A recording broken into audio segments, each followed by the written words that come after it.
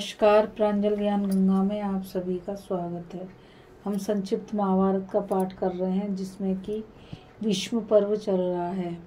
कल हमने कथा में श्रीमद् भगवद गीता के भक्ति योग नामक अध्याय को पढ़ा था। आज हम श्रीमद् भगवद गीता के क्षेत्र क्षेत्रज्ञ विभाग योग नामक अध्याय को पढ़ेंगे। श्री भगवान बोले, अर्जुन, यह शरीर क्षेत्र इस नाम से कहा जाता है और इसको जो जानता है उसको क्षेत्रज्ञ इस नाम से, उनको तत्व से जानने वाले ज्ञानी जन कहते हैं। अर्जुन, तू सब क्षेत्रों में क्षेत्रज्ञ जीवात्मा भी मुझे ही जान, और क्षेत्रज्ञ का विकार सहित प्रकृति का और पुरुष का जो तत्व से जानना है वह ज्ञान है, ऐसा मेरा मत है। वह क्षेत्रज्ञ जो और जैसा है तथा जिन विकारों वाला है और जिस कारण से जो हुआ है, तथा वह क्षेत्रज्ञ भी जो और जिस प्रभाव वाला है, वह संक्षेप में मुझसे सुन। यह क्षेत्र और क्षेत्रज्ञ का तत्व ऋषियों द्वारा बहुत प्रकार से कहा गया है और विविध वेद मंत्रों द्वारा भी विभाग पूर्वक कहा गया है, तथा भलीभांति निश्चय किए हुए युक्त ब्रह्म सूत्र के पदों द्वारा भी कहा गया है। 5 महाभूत, अहंकार, बुद्धि, मूल प्रकृति भी, तथा 10 इंद्रियां, 1 मन और 5 इंद्रियों के विषय, शब्द, स्पर्श, रूप, रस और गंध, तथा इच्छा, देश, सुख, दुख, स्थूल देह का पिंड, चेतनता और धृति, इस प्रकार विकारों के सहित यह क्षेत्र संक्षेप में कहा गया। श्रेष्ठता के अभिमान का अभाव, दंभाचरण का अभाव, किसी भी प्राणी को किसी प्रकार भी न सताना, क्षमा भाव, मन वाणी आदि की सरलता, श्रद्धा भक्ति सहित गुरु की सेवा, बाहर भीतर की शुद्धि, अंतकरण की स्थिरता और मन इंद्रियों सहित शरीर का निग्रह, इस लोक और परलोक के संपूर्ण भोगों में आसक्ति का अभाव और अहंकार का भी अभाव, जन्म, मृत्यु, जरा और रोग आदि में दुख दोषों का बार बार विचार करना, पुत्र, स्त्री, घर और धन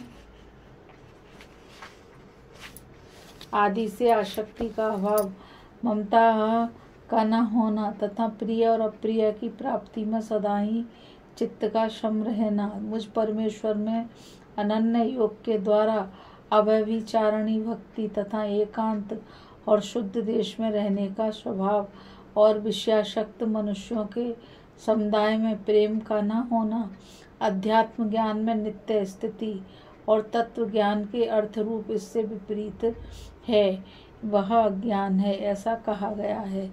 जो जानने योग्य है तथा जिसको जानकर मनुष्य परमानंद को प्राप्त होता है उसको भलीभांति कहूँगा। वह आदि रहित पर ब्रह्म न सत ही कहा जाता है और न असत ही। वह सब ओर हाथ पैर वाला, सब ओर नेत्र, सिर और मुख वाला और सब ओर कान वाला है, क्योंकि वह संसार में सबको व्याप्त करके स्थित है। वह संपूर्ण इंद्रियों के विषयों को जानने वाला है, परंतु वास्तव में सब इंद्रियों से रहित और आसक्ति रहित और निर्गुण होने पर भी अपनी योग माया से सबका धारण पोषण करने वाला और गुणों को भोगने वाला है। वह चराचर सब भूतों के बाहर भीतर परिपूर्ण है और चर अचर रूप भी वही है, और वह सूक्ष्म होने से अविज्ञ है तथा अति समीप में और दूर भी स्थित वही है, और वह विभाग रहित एक रूप से आकाश के सदृश परिपूर्ण होने पर भी चराचर संपूर्ण भूतों में विभक्त सा स्थित प्रतीत होता है। वह जानने योग्य परमात्मा विष्णु रूप से भूतों को धारण पोषण करने वाला और रुद्र रूप से संहार करने वाला तथा ब्रह्म रूप से सबको उत्पन्न करने वाला है। वह ब्रह्म ज्योतियों का भी ज्योति एवं माया से अत्यंत परे कहा जाता है। वह परमात्मा बोध स्वरूप जानने के योग्य एवं तत्व ज्ञान से प्राप्त करने योग्य है और सबके हृदय में विशेष रूप से स्थित है। इस प्रकार क्षेत्र तथा ज्ञान और जानने योग्य परमात्मा का स्वरूप संक्षेप से कहा गया है। मेरा भक्त इसको तत्व से जानकर मेरे स्वरूप को प्राप्त होता है। प्रकृति और पुरुष इन दोनों को ही तू अनादि जान और राग देशादि विकारों तथा त्रिगुणात्मक संपूर्ण पदार्थों को भी प्रकृति से ही उत्पन्न जान। कार्य और करण की उत्पत्ति में हेतु प्रकृति कही जाती है और जीवात्मा सुख दुखों के भोगने में हेतु कहा जाता है। प्रकृति में स्थिति पुरुष प्रकृति से उत्पन्न त्रिगुणात्मक जीवात्मा से अच्छी बुरी योनियों में जन्म लेने का कारण है। यह पुरुष इस देह में स्थित होने पर भी पर ही है, केवल साक्षी होने से उपद्रष्टा और यथार्थ सम्मति देने वाला होने से अनुमत्ता, सबको धारण पोषण करने वाला होने से भरता, जीव रूप से भोक्ता, ब्रह्म आदि का भी स्वामी होने से महेश्वर और शुद्ध सच्चिदानंद घन होने से परमात्मा ऐसे कहा गया है। इस प्रकार पुरुष को और गुणों के सहित प्रकृति को जो मनुष्य तत्व से जानता है, वह सब प्रकार से कर्तव्य कर्म करता हुआ भी फिर नहीं जन्मता। उस परमात्मा को कितने ही मनुष्य तो शुद्ध हुई सूक्ष्म बुद्धि से ध्यान के द्वारा हृदय में देखते हैं, अन्य कितने ही ज्ञान योग के द्वारा और दूसरे कितने कर्म योग के द्वारा जहाँ देखते हैं, परंतु इनसे दूसरे स्वयं इस प्रकार न जानते हुए दूसरों से सुनकर ही तदनुसार उपासना करते हैं। और वे श्रवण परायण पुरुष भी मृत्यु रूप संसार सागर को निस्संदेह तर जाते हैं। अर्जुन, जितने भी स्थावर जंगम प्राणी उत्पन्न होते हैं, उन सबको तू क्षेत्र और क्षेत्रज्ञ के संयोग से ही उत्पन्न जान। जो पुरुष नष्ट होते हुए सब चराचर भूतों में परमेश्वर को नाश रहित और